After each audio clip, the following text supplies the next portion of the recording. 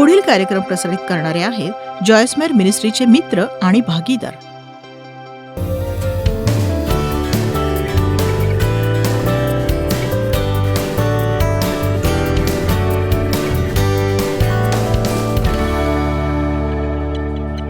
स्तोत्रसंहिता 37 वचन 1. आज जगात बऱ्याचशा घडामोडी सुरू आहेत आणि बायबल त्याविषयी काय म्हणतं? दुष्कर्म करणाऱ्या लोकांवर जळफळू नका. हे वचन मला आठवण करून देतं की आपण कुठल्याही परिस्थितीत राहत असलो तरी आपल्याला सदा सर्वदा निराश होण्याची गरज नाही. कोणीतरी म्हणेल का आमेन? अनितीची कृत्ये करणाऱ्यांचा तू हेवा करू नकोस. अनितिमान म्हणजे ज्याचं देवापुढे योग्य स्थान नाही ते गवताप्रमाणे लवकर कापले जातात आणि हिरवळीसारखे लवकर वाळून जातात. आता मी तुम्हाला वचन 2 विषयी थोड्या वेळाने सांगणार आहे, पण हा देवाच्या इच्छेने झालेला निर्णय आहे. दुष्ट व्यक्ती बदलली नाही तर ते गवताप्रमाणे कापले जातात. देवाची वेळ काय आहे ते मला ठाऊक नाही, पण देव दुष्टपणाचा निप्पात करील एवढं नक्की. आणि बघा, प्रभूवर भाव ठेवा आणि चांगलं ते करा किंवा सदाचाराने वागा.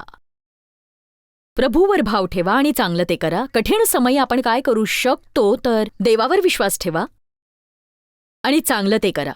चांगलं जीवन जगण्याचं एक साधं लहानसं सूत्र आहे प्रभूवर भाव ठेवणं आणि त्यानुसार पाऊल उचलणं. आज मी बोलणार आहे देवाचं सार्वभौमत्व आणि मनुष्याची जबाबदारी याविषयी. देव सार्वभौम देव आहे, त्याला जे हवं ते तो करू शकतो, पण अद्भुत गोष्ट ही की त्याने आपल्या सार्वभौम अधिकारानुसार आपल्याला भागीदार केलं आहे. तो सगळं काही स्वतःहून करू इच्छित नाही, तर तो आपल्याद्वारे करू इच्छितो आहे. एवढंच नव्हे तर त्याने धाडस करून मनुष्याला स्वइच्छा दिलीय. त्या स्वइच्छेने आपण देवाची इच्छा निवडावी असं त्याला वाटतंय. हे आपलं मोठं पाचारण आहे. त्याला रोबोट नकोयत, त्याला बोलक्या भावल्या नकोयत, म्हणून त्याने स्वइच्छा दिली. जर कुणाला नरकात जायचं असेल तर देवाने त्यांना तो अधिकार दिलाय. म्हणजे हे खरं म्हणजे हे खरं आहे.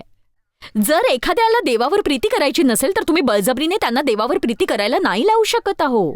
हा निर्णय त्यांना स्वतःला घ्यायचा आहे आणि तो घेतल्यानंतर त्या निर्णयाची जबाबदारी सुद्धा उचलायची आहे. तर स्वइच्छेविषयी हे खरं आहे की एका बाजूला हे उत्साहवर्धक आहे, पण त्यात भरपूर जबाबदारी सुद्धा आहे. कारण जर मला स्वइच्छा आहे आणि मी माझ्या स्वतःच्या निवडी करते तर माझ्या गुंतागुंतीबद्दल मला देवाला दोष देता येत नाही.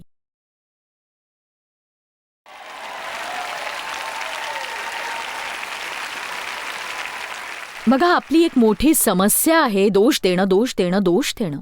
आणि दुष्ट लोकांचं असं क्षेत्र आहे की ते चुकीच्या निवडी करतात आणि ते हे लक्षात घेत नाहीत की त्यांच्यावर एक अधिकार आहे आणि त्या अधिकाराचं फळ ते चुकीच्या निर्णयामुळे उपभोगतात आणि दुःखी होतात. पण बघा, आपल्याला बऱ्याचदा हे कळत नाही की देव काहीच का करत नाही. आणि मग देवाची इच्छा अशी आहे की आपण त्याच्यावर विश्वास ठेवावा आपल्या निवडी करत असताना आणि त्याच्या वचनानुसार जगण्याची आपण निवड करावी, ज्यामुळे आपल्या विरोधात केलेल्या वाईट गोष्टी उलटून पडायला फार वेळ लागत नाही. आणि मग सैतानाला असं वाटतं की वाईट लोकांनी वाईट गोष्टीच केल्या पाहिजेत आणि त्यामुळे चांगले लोक दुखावले गेले पाहिजेत आणि त्यांनी आपलं संपूर्ण जीवन कटुतेत, द्वेषात आणि सूड भावनेत घालवलं पाहिजे. पण आपण सैतानापेक्षा अधिक चतुर असायला हवं. मी म्हटलं, आपण सैतानापेक्षा अधिक चतुर असायला हवं. सगळ्यात मूर्खपणा आपण काय करतो ते म्हणजे आपण आपल्या शत्रूंचा सामना करतो. 40 वर्ष शिकवल्यावर मी हे सांगते, माझ्या आयुष्याची बरीच वर्ष ज्यांनी मला दुखावलं त्यांच्यावर वैतागण्यात मी घालवली आणि माझा बहुमूल्य वेळ त्यात मी वाया घालवला. आणि जेव्हा आपण स्वतःचा वाद चालवायला बघतो किंवा सूड घेतो किंवा जशास तसं करतो, तेव्हा देव आपली मदत करू शकत नाही. पुन्हा एकदा सांगू मी तुम्हाला, जेव्हा आपण लोकांचा द्वेष करतो, लोकांच्या विरोधात वागतो किंवा लोकांनी आपल्या विरोधात केलेल्या गोष्टींमुळे कडवट होतो, जीवनाला दोष देतो, देवाला दोष देतो, आणि एवढंच नाही तर सैतानालाही दोष देऊन काम भांगत नाही, कारण दोष दिल्यावर त्याची जबाबदारी आपण स्वीकारत नाही, त्यामुळे प्रश्न सुटत नाही. तेव्हा तुम्ही आपलं जीवन लोकांचा द्वेष करण्यात आणि सूडभावना बाळगण्यात घालवू शकता, पण लक्षात ठेवा, देव तुमचं सहाय्य करणार नाही. तुम्ही म्हणाल, मी देवावर भाव ठेवतो, पण तुम्ही चांगलं करता का?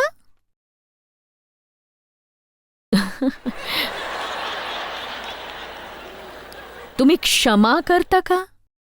तुम्ही शत्रूसाठी प्रार्थना करता का? तुमच्या दुःखामध्ये असताना तुम्ही इतरांसाठी आशीर्वाद ठरता का? सांगा मला. तुम्ही म्हणता मी प्रभूवर विश्वास ठेवतो, पण तेवढं पुरेसं नाहीये. मी तुम्हाला आज प्रश्न विचारू शकले असते, किती जण देवावर विश्वास ठेवतात? मला खात्री आहे सगळ्यांनी आपले हात वर केले असते. पण जर मी विचारलं असतं, तुमच्यापैकी किती जण देवाने सांगितलेल्या गोष्टी करतात?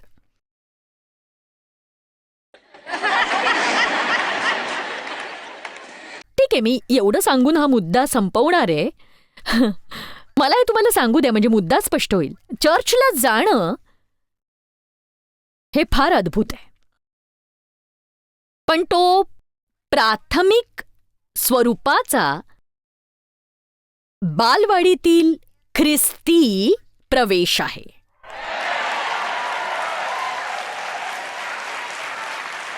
जर ख्रिस्ती या नात्याने एवढीच गोष्ट तुमच्याकडे सांगण्यासाठी असेल, हो, आपण चर्चला जायलाच हवं, पण चर्चमधून बाहेर पडताना ख्रिस्तासाठी पेटून निघायला हवं आणि त्याचे प्रतिनिधी बनून त्याने सांगितल्याप्रमाणे समाजात वावरायला हवं. खरंच मी हे ऐकून इतकी वैतागले. तुम्ही ख्रिस्ती आहात? हो, मी चर्चला जाते. देव हा शब्द औषधासारखा आहे. एका भाषांतरात, मला वाटतं आयझॅक लेझर भाषांतरात असं म्हटलेलं आहे की देव हा औषधी शब्द आहे. तो तुम्ही औषधासारखा घेता, आणि जर तुम्हाला कुठला त्रास असेल तर त्यावरचं औषध आहे विश्वास. हे औषध सगळं काही नीट करतं. अशी कुठली समस्या नाही जी विश्वासाने बरी होत नाही. तर विश्वास हा खरा उपाय आहे, आणि हा उपाय दिलाय डॉक्टर येशू यांनी. आणि रुग्ण आहे जो कोणी, हे प्रत्येकासाठी आहे. जेवढं तुम्हाला हवं असेल तेवढा विश्वास तुम्ही प्राप्त करू शकता. आणि इथे लक्ष द्या, फायदे तुम्हाला डॉक्टरला बोलवायची गरज नाही. पण एक गोष्ट सांगते, ती सांगायलाच हवी, या औषधाचे सुपरिणाम आहेत, आणि हे परिणाम दूरगामी आहेत. शांती, हर्ष, स्थैर्य, आत्मविश्वास, आणि महत्वाचं म्हणजे उत्तम असं जीवन.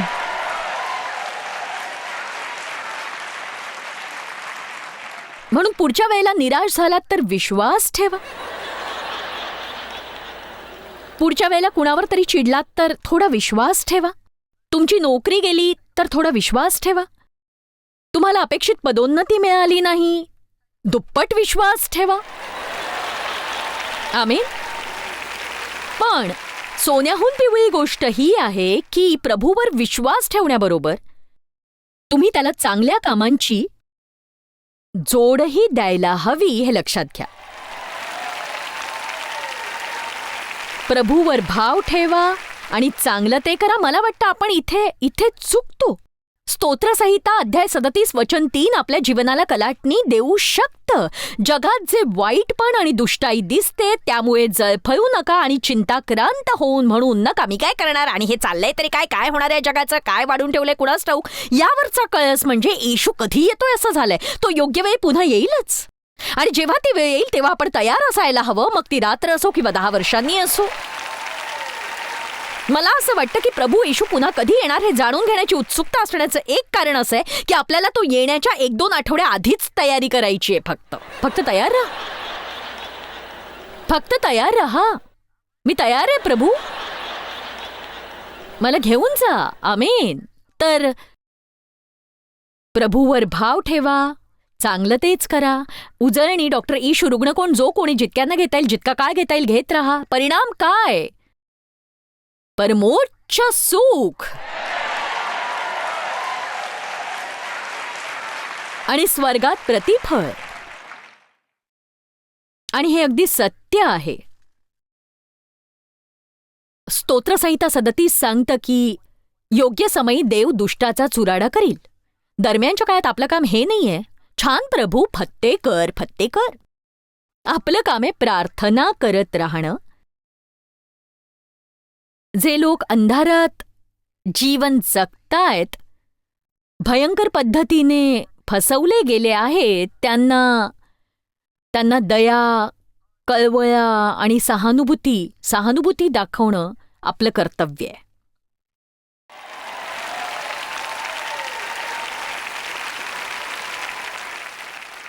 वचन 4 म्हणतं परमेश्वराच्या ठाई तू आनंद कर म्हणजे तो तुझे मनोरथ पूर्ण करील. आणि या गोष्टी पुढे जातात. वचन 8 मध्ये असं म्हटलंय राग सोडून दे, क्रोध सोड, जळफळू नको, अशाने दुष्कर्म घडून येते. आणि ही गोष्ट आणखीन पुढे जाते. वचन 11 म्हणतं पण लीन जन पृथ्वीचे वतन पावतील. तर इथे आपण काही गोष्टी अशा पाहतो ज्या देवाच्या सार्वभौमत्वाकडे आपलं लक्ष वेधून घेत असतात. पहिली गोष्ट ही की वाईट लोक वाईट गोष्टीच करत राहतात, तर मग देव त्यांना का थांबवत नाही? कोणी तुम्हाला वाईट वागणूक दिली आहे का आणि तुम्ही ती थांबवावी म्हणून प्रार्थना केली तरी ती थांबली नाही आणि ती चालूच राहिली, असं कधी घडलंय का? बघा, मी त्यातून गेले. जेव्हा माझे वडील माझं लैंगिक शोषण करायचे तेव्हा मी प्रार्थना करायचे आणि देवाने मला त्यातून काढलं नाही. मला ती गोष्ट कळली नाही. पण आता मी मागे बघते तेव्हा मला कळतं देवाने मला त्यातून काढलं नाही तर त्यातून जाऊ दिलं.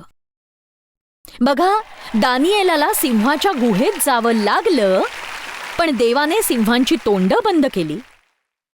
शद्रक, मेषकडे अबेदनेगो यांना आगीच्या भट्टीत जावं लागलं. ते योग्य गोष्टी करत होते तरी त्यांना त्या भट्टीतून जावं लागलं. ती आगीची भट्टी इतर वेळेपेक्षा 7 पट अधिक तापवण्यात आली होती. आणि तरीही बघा, तुम्ही योग्य ते करत असतानाही बऱ्याच गोष्टी तुमच्या विरोधात घडत जातात आणि तुमची परिस्थिती अधिक चिघळत जाते.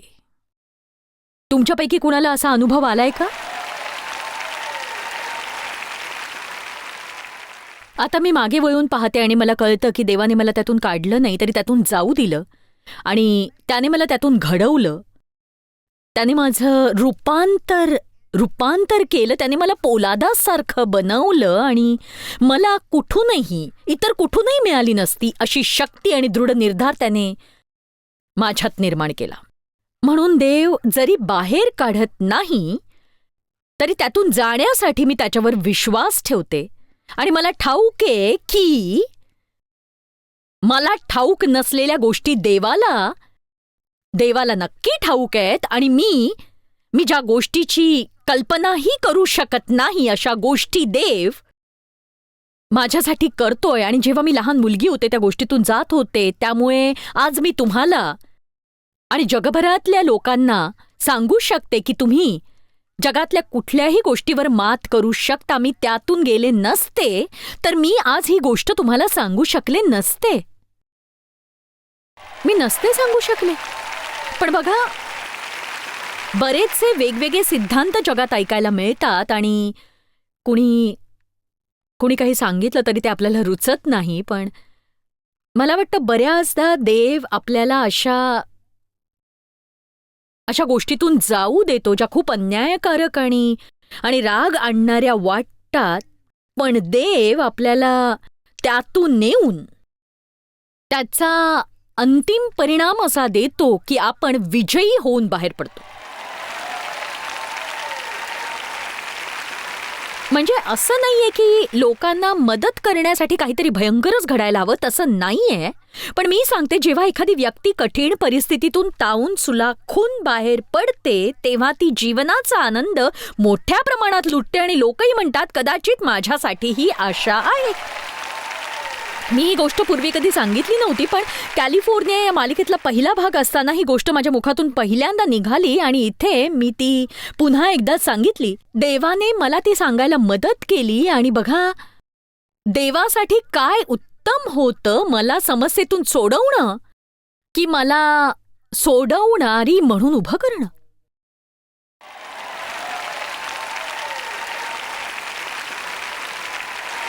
ठीक आहे, आता मी तुम्हाला काहीतरी सांगणार आहे. मी समस्येपासून पळू शकत होते आणि इथे निवडीचा प्रश्न येतो. मी म्हणू शकत होते जाऊ दे, मी ही गोष्ट देवाच्या मार्गाने सोडवणार नाही, मी माझ्या मार्गाने सोडवीन. आणि हीच गोष्ट नेमकी तुम्ही करायची नसते.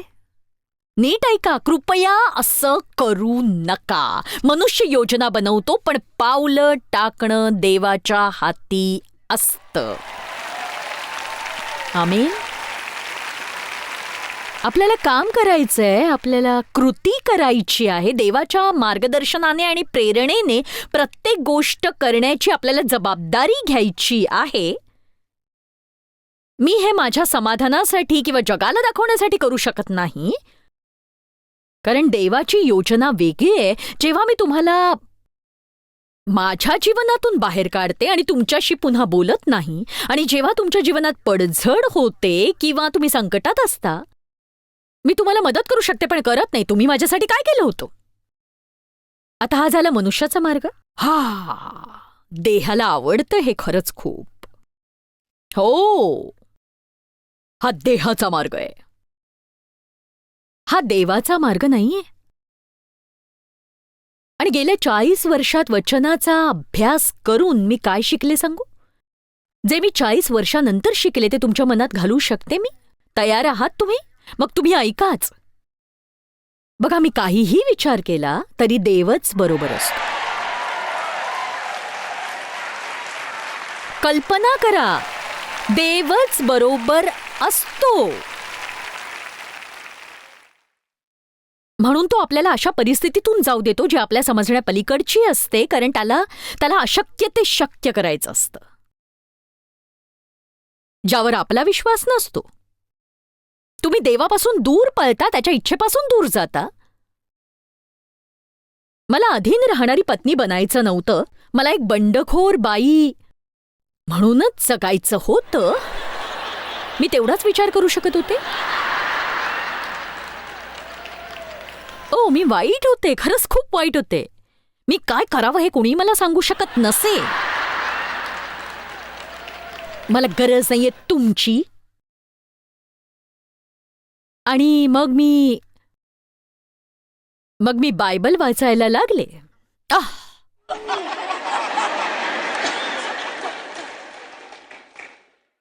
तुम्ही आपल्या पतीच्या अधीन राहा, पतीच्या अधीन राहा.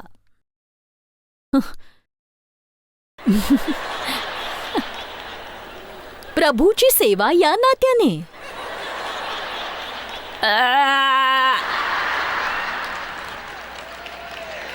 देवा नको ना, नको, हे नको. इथेच खरी गोम आहे. माझा विश्वास आहे, मी आज काही लोकांशी बोलतीये. हीच गोष्ट माझ्यामध्ये नव्हती. शिकूनही मी वचन पाळायला लागले नाही. माझं तारण त्याच्यावर अवलंबून नव्हतं, त्याची गरज नव्हती. जर मी अधीन झाले नसते तर आज इथे उभी नसते.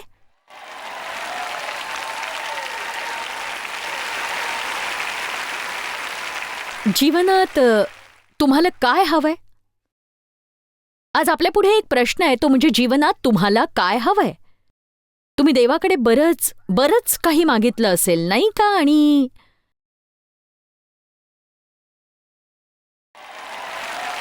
हो, पण काहींना त्याची खात्री नसेल. देवावर भाव ठेवा, चांगलं ते करा. आणि याचे 2 प्रकारचे अर्थ आहेत. पहिला अर्थ आहे, जे काही तुम्हाला देव करायला सांगतो ते तुम्ही तुमच्या क्षमतेनुसार करत राहा आणि ते कराच. मग ते वचनात सांगितलेलं असो किंवा देवाने तुमच्या हृदयात घातलेलं असो, मग तो लोगोस हा शब्द असो, लिखित शब्द, रेमा शब्द असो, देवाने तुमच्या हृदयात घातलेला शब्द. आपण परिपूर्ण नाही. आपण कठोर आहोत, मंद आहोत, आपण वेळ काढत राहतो. म्हणून तुम्ही जे काही चांगलं ते आपल्या पूर्ण क्षमतेने करा आणि देवाचं म्हणणं ऐकणारी व्यक्ती बनण्याचा प्रयत्न करा. आपण बघा, नेहमी लक्षात ठेवा की देव असं काहीही करायला सांगत नाही ज्याची क्षमता आणि शक्ती तो देत नाही.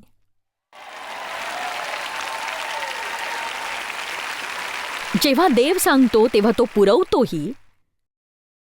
म्हणून चांगलं करणं म्हणजे माझ्या क्षमतेनुसार दररोज देवाला आवडणाऱ्या गोष्टी करत राहणं, देवाला संतोष विण्यासाठी, त्याला आनंद देण्यासाठी जगणं. आणि दुसरा अर्थ आहे चांगलं करणं म्हणजे जसं सांगितलंय तसं करणं. जितकं तुम्हाला शक्य होईल तितकं तुम्ही प्रत्येकाचं आणि प्रत्येक ठिकाणी नेटाने चांगलंच करत राहा, कारण लोकांचं चांगलं करणं हे शक्तिशाली असतं. रोमकरास अध्याय 12 वचन 21 म्हणतं, बऱ्याने वाईटाला जिंक. माझं व्यक्तिशः मत असं आहे की देवाच्या राज्याचं हे सगळ्यात गुप्त रहस्य आहे. कुठलंही वाईट तुमच्या विरोधात करण्यात आलेलं असलं तरी त्यावर मात करण्याचा मार्ग आहे इतरांचं भलं करणं. आणि ते खास करून प्रभावी त्या व्यक्तीसाठी असतं ज्याने तुमचं वाईट केलेलं असतं. आता बघा, हा अगदी वेगळा असा स्तर आहे. पण देव सार्वभौम आहे आणि देवाच्या सार्वभौम्यत्वाविषयी बोलणं चांगलं आहे, कारण मला विश्वास आहे की आपल्याला त्याच्या आदरयुक्त भीती बाळगण्याची नितांत गरज आहे. आणि एक सांगू का, देव हे काही तुमचं खेळणं नाहीये किंवा तो सॅन्टा क्लॉजचा गुड्डा नाहीये. तो तुमच्या मनोकामना पूर्ण करणारा जादूगार नाहीये. देव पवित्र आहे, तो नीतिमान आहे, तो सार्वभौम आहे. त्याचा शब्दशः अर्थ असा आहे की देवाला जे हवं आहे तो काहीही करू शकतो. तो कधीही करू शकतो, तो ते कुठेही करू शकतो आणि त्याच्याशी कुणाचं काहीही देणं घेणं नाही.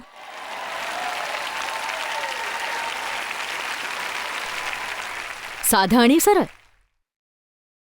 पण देवाची सार्वभौम इच्छा असते आणि देवाच्या सार्वभौम इच्छेला कोणीही अडवू शकत नाही किंवा थांबवू शकत नाही. देवाने एखादी गोष्ट ठरवली तर ती होणारच. जसं तो म्हणतो की दुर्जनांचा उच्छेद होईल. तुम्ही याची नोंद घ्या. दुष्ट लोक, जे लोक इतरांना वाईट वागणूक देतात, ते वाईट करून कधीच स्थापित होणार नाहीत. न्यायाचा दिवस येत आहे.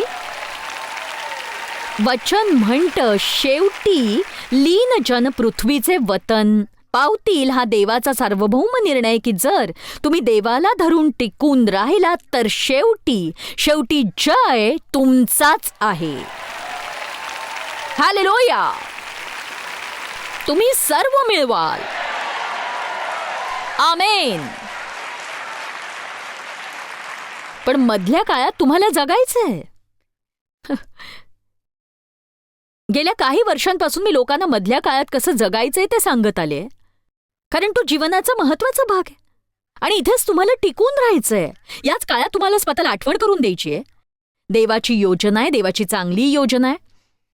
आता मी एक गोष्ट सांगते तुम्हाला, जर देवाची तुमच्यासाठी योजना आहे तर दुष्ट लोक तुमच्या मार्गात येतीलच, पण शेवटी तुम्हीच देवाची ही तुमच्यासाठीची योजना कार्यरत करू देऊ शकाल.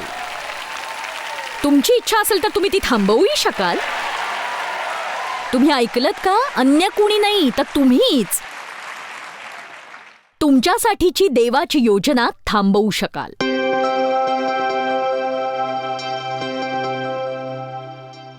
तुमच्यासाठी दार उघडलं जावं म्हणून देवावर विश्वास ठेवा, पण त्याबरोबरच हेही लक्षात घ्या की देव जे सांगतो ते करण्याची आपली जबाबदारी आहे. आपण रिकामटेकडे बसू शकत नाही. प्रार्थना करा आणि देवाच्या आज्ञांचं पालनही करा. जे शक्य असेल ते सगळं करा. जे देव सांगतो ते करा, बाकीचं तो पाहून घेईल.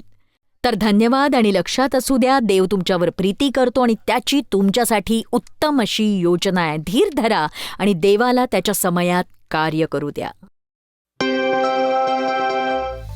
जॉयस मायर मिनिस्ट्रीज करता तुम्ही खूप मौल्यवान आहात. आम्हाला तुमचं कौतुक आहे आणि जगभरामध्ये हे सेवा कार्य शक्य करण्याकरता आम्ही आमच्या मित्रांचे आणि पार्टनर्सचे आभारी आहोत. आम्ही एकत्रितपणे भुकेल्यांना खाऊ घालतो, गरिबांना वस्त्र देतो आणि राष्ट्रांना सुवार्ता सांगतो. तुमच्या प्रार्थनेच्या विनंती करता आमच्याविषयी आणखी माहिती मिळवा. जॉयसच्या कॉन्फरन्सच्या तारखा पहा आणि ख्रिस्ताची प्रीती जगभरामध्ये पसरवण्याकरता आमचे सहभागी व्हा.